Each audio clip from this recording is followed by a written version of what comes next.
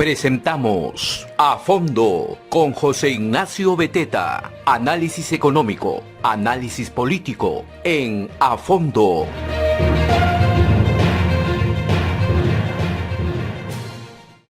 Bien, los saluda José Hernández. Voy a reemplazar por hoy solamente a José Ignacio Beteta, que mañana se está reintegrando, ¿no?, a la conducción de este bloque A Fondo, ¿no?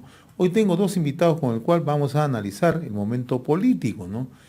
Es importante echarle una mirada en la gestión, ya más de 30 días, de Pedro Castillo Terrones, ¿no? Vamos a conversar con Renato Bautista Roja, él es magíster en gestión política y pública, catedrático en la Universidad Federico Villarreal, y también con Guido Luzuni, que es analista político, él es egresado a las carreras de Economía y Ciencia Política de American University en los Estados Unidos. A ambos les agradezco y vamos a compartir este diálogo. Buenos días, muy amables a ambos. Buenos días con todos. Gracias. ¿Cómo está? Gracias. Guido, me gustaría comenzar contigo y posteriormente también le planteo esta misma interrogante a Renato Bautista, ¿no? ¿Cómo están mirando este primer mes de gestión del presidente Pedro Castillo, ¿no? Porque además se ha caracterizado por ser un presidente que informa poco, ¿no? Y solamente daría la impresión que sigue pensando que está en campaña política cuando está al frente de un gobierno, ¿no? Me gustaría conocer una primera impresión, tanto de tu persona, Guido, luego con Renato, por favor. Mira, en realidad, yo creo que en general el gobierno tiene bastante claro que lo que tiene que hacer ahora es terminar de consolidarse. Porque si bien es cierto, no está en campaña política, y la campaña terminó ya hace un buen tiempo, lo que es cierto es que es un gobierno que tiene todavía una base débil, una estructura débil por cómo terminó la segunda vuelta. Entonces, tiene un parlamento que no es de él, y necesita terminar de consolidarse con una Lima que la tiene básicamente en contra. Entonces, si bien es cierto, ha acabado la campaña política, ellos, yo creo que están pensando que para terminar de consolidarse tienen que llegar a febrero o marzo, que es el momento en el que pueden comenzar a usar el nuevo presupuesto y empezar a lanzar bonos, que es lo que ellos sienten va a terminar de consolidar el gobierno. Entonces, mientras tanto, no van a cometer errores, van a tratar de que el presidente, que en realidad es alguien que tiene muy poca experiencia política, es un dirigente sindical, pero con poca experiencia política nacional, lo que lo hace más fácil que cometa muchos errores. Entonces ellos prefieren no hablar, prefieren mantenerse en silencio, prefieren terminar de acomodarse y llegar a febrero o marzo seguro, ¿no? Bien, Renato, ¿tú también consideras que el gobierno intenta ganar tiempo para ir consolidando lo que siempre ellos han preconizado, ¿no?, su plan de gobierno, ¿no? Por más que se trata de negar de la cercanía entre Cerrón y Castillo, las evidencias dan lugar a pensar que es todo lo contrario, ¿no? ¿Qué piensas tú sobre este particular? Bueno, indudablemente en estos 35 o 40 días del gobierno de Castillo nos damos cuenta que son un cero a la izquierda, son pésimos gestores públicos. Bueno, la verdad, ninguno sabe nada de gestión pública.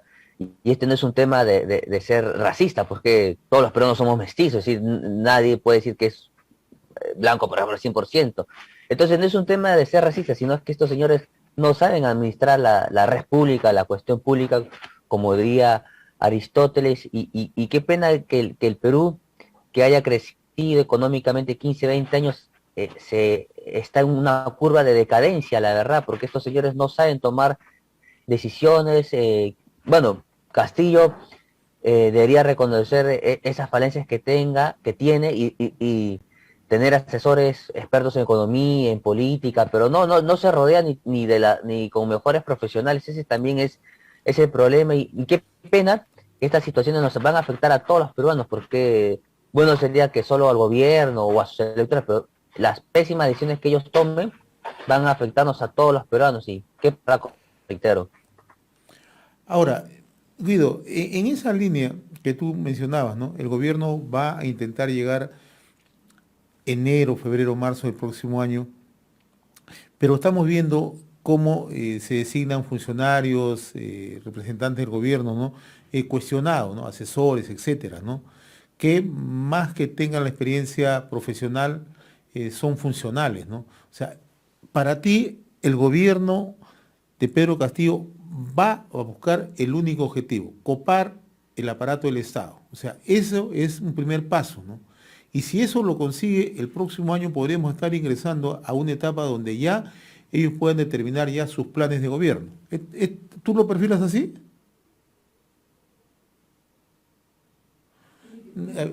No te escucho, mi estimado Guido. A ver, Perdóname. no.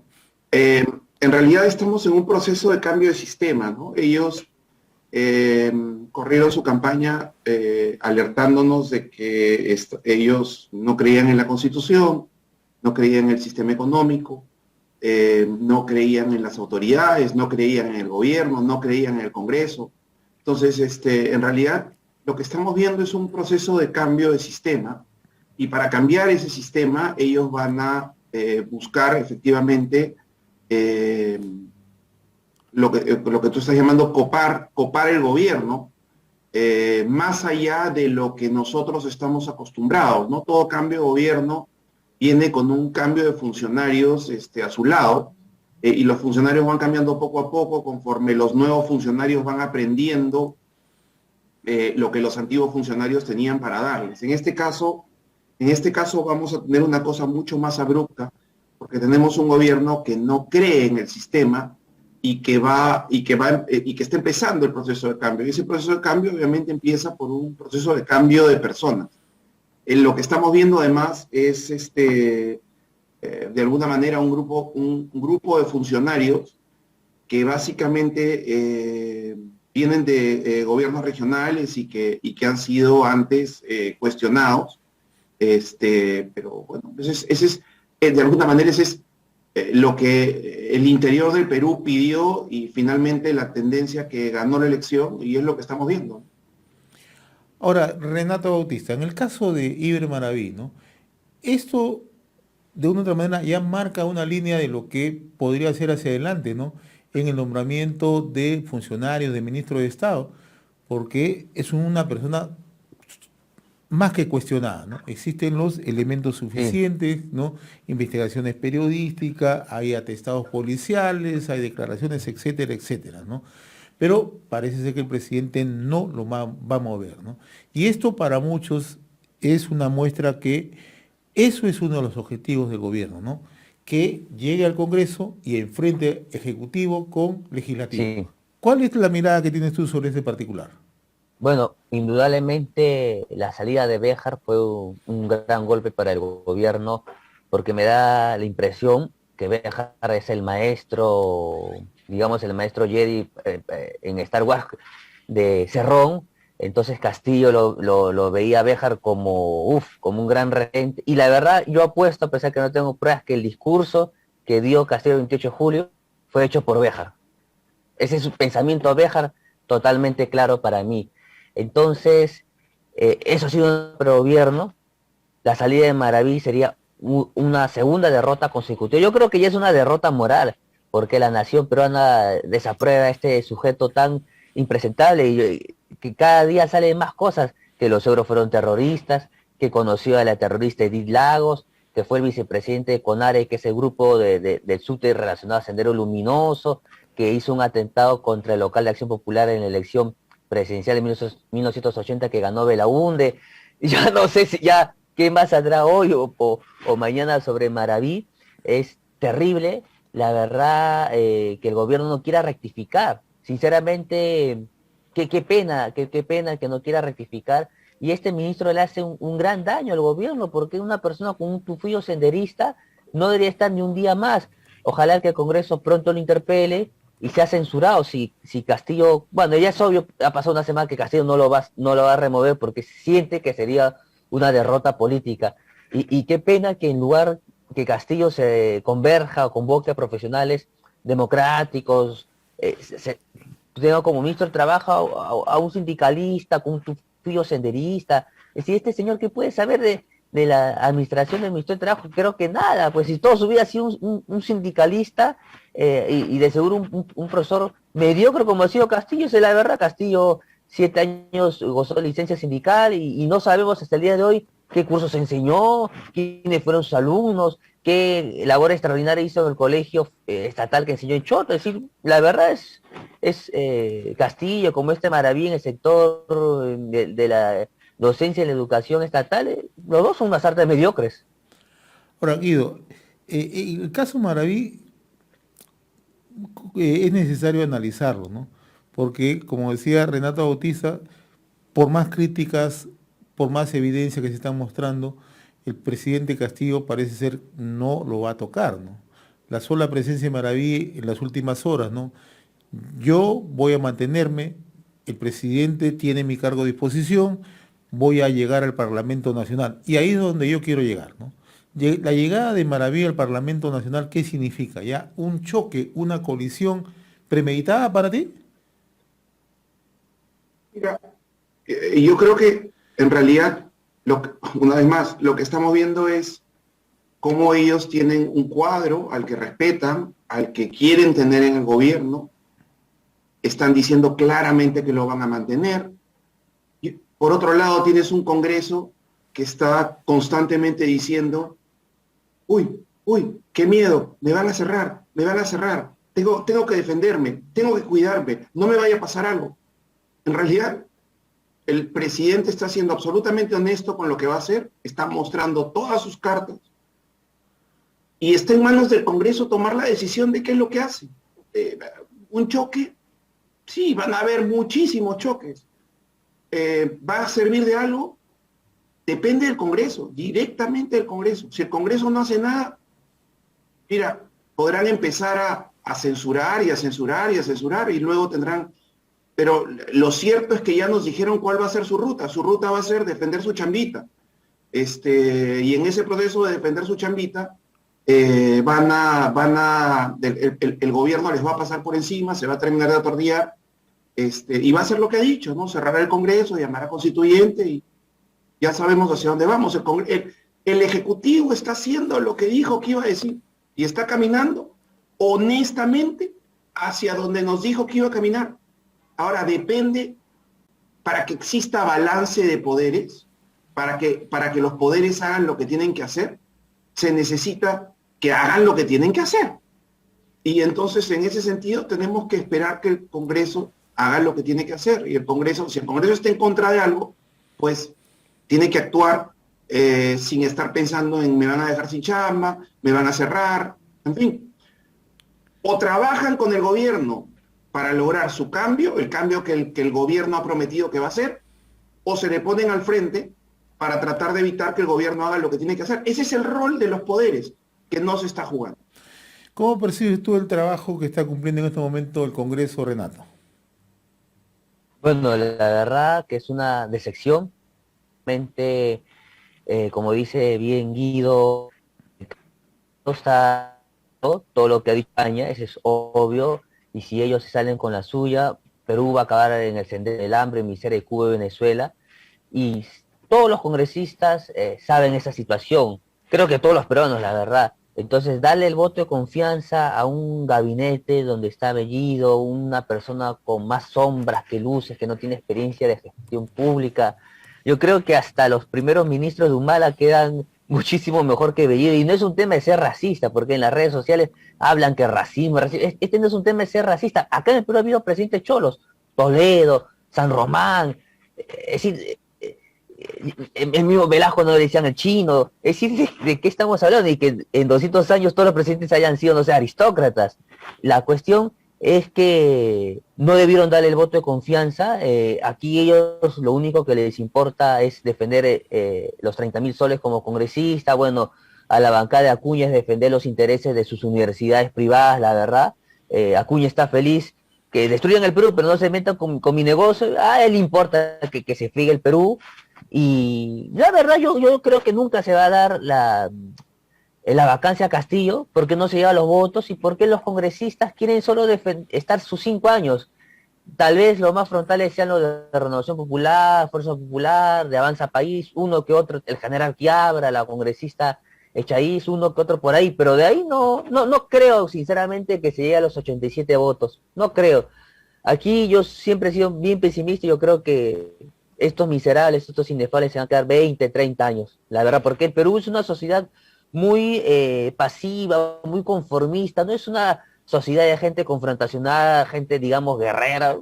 Acá lamentablemente tienen todas las condiciones estos castrochavistas de quedarse en el poder más de un lustro. Ahora, el papel de la oposición política, Guido, porque muchos se establecen las comparaciones, se dice, estamos cerca a un gobierno que tiene un filo castrochavista, ¿no? De una u otra manera hemos visto lo que ha ocurrido en Venezuela, ¿no? Una oposición totalmente fraccionada, ¿no? Que no puede hacer un núcleo duro, ¿no? Y eso es lo que de una u otra manera también hay muchos que están percibiendo eso en el país. ¿Estamos en condiciones de perfilar, digamos, un movimiento sólido, un movimiento de oposición sólido, Guido, o las situaciones no son favorables en estos momentos? Tenemos que mirar la composición en general del Parlamento, que creo que se parece bastante a la composición de la calle, ¿ya?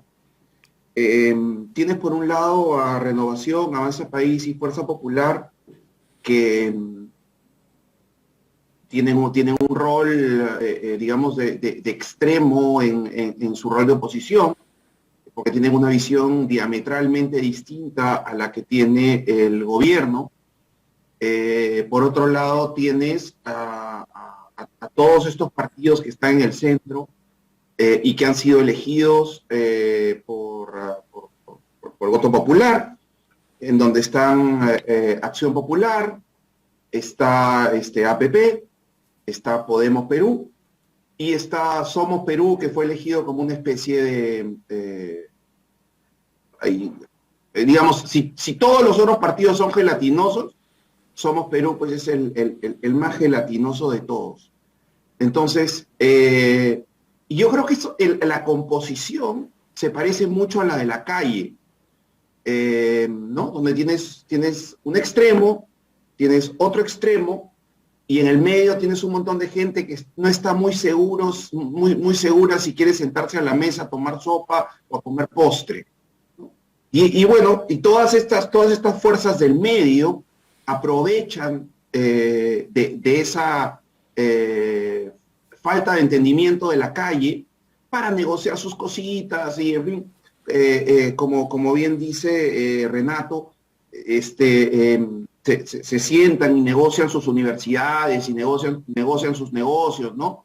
Y bueno, Acción Popular en manos de Johnny Lescano, que como bien sabemos es un político que por lo general está exactamente donde la calle le pide que esté. Siempre él es alguien que siempre está midiendo, es un populista, el populista perfecto.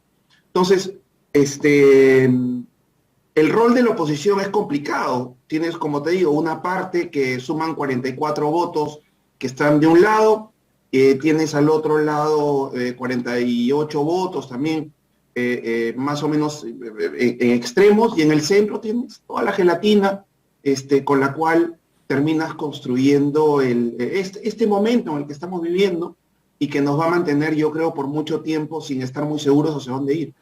O sea, para ti las movilizaciones, Guido, que se están generando en las calles, la participación de sectores políticos, no tiene una sostenibilidad, o sea, no tiene un norte. Yo creo que digamos, el tema de la calle, en el tema de la calle tienes a mucha gente muy preocupada que entiende claramente qué es lo que está pasando en el país y que son representados en el Parlamento por esos 50 congresistas, digamos, de oposición.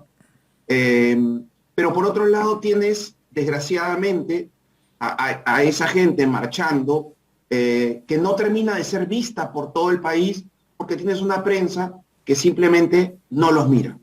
Entonces, al no mirarlos, el país no sabe que existen. Somos una nata en Lima los que entendemos que hay eso en la calle. El resto del país no lo sabe, desgraciadamente, porque la prensa no les está poniendo luz. Al no ponerles luz, no existen, y mantiene digamos, a la gran masa sin ver a esa gente que está en la calle y sin terminar de entender por qué hay oposición. Renato, te planteo la misma interrogante, ¿no? ¿Estamos en condiciones de construir una oposición sólida que pueda hacer frente o se está convirtiendo en una suerte de híbrido, ¿no? Donde no hay una orientación, donde no hay un norte, donde no hay un liderazgo? Yo creo que desde la segunda vuelta hemos visto por primera vez que el monopolio de la calle ya no es de la izquierda marxista. A mí me da alegría porque desde que tengo uso de razón siempre veía todas las protestas que todos eran comunistas, socialistas, y a partir de la segunda vuelta hasta nuestros días vemos, no me atrevería a decir tanto centro derecha, sino yo lo prefiero llamar un espectro constitucionalista o democrático, de personas. Bueno, yo también en algunos sábados y domingos he salido a marchar, es decir, ver que ya la calle está, digamos, el otro espectro, no le dejamos todo a la izquierda marxista. Eso es algo positivo, la verdad. Yo creo que falta tener un líder fuerte, articulador, porque en esas marchas tú puedes ver fujimoristas, de Renovación, de Avanza País, independientes, apristas, pepecistas, pero falta, yo creo, un líder así aglutinador de todas estas fuerzas. Yo también creo, y le escribí en mi columna del Montonero del lunes pasado, las fuerzas democráticas de oposición deben entender que si vamos a enfrentarnos a unas elecciones regionales, que yo lo pongo entre comillas, la verdad, porque con este gobierno todo puede pasar, no podemos ir disgregados en las marcas que todos sabemos, sino formar una coalición electoral grande, ya dejarnos de ese tema de que todos queremos ser presidentes, porque acá todos se sienten presidentes. La verdad que hay que preguntar a todos los candidatos presidenciales a quién le han ganado en su vida para ser presidente. Bueno, no voy a usar el término fuerte que Kuczynski dijo hace 5 años, pero la verdad, para ser presidente de la República tú tienes que ser una persona culta, profesional, tener algo de conocimiento de gestión pública y haberle ganado en tu vida a alguien. Bueno, no solo una persona, sino a varias personas, o ganar algo importante, que obviamente Castillo no ha reunido ninguna de esas 4 características que yo he mencionado.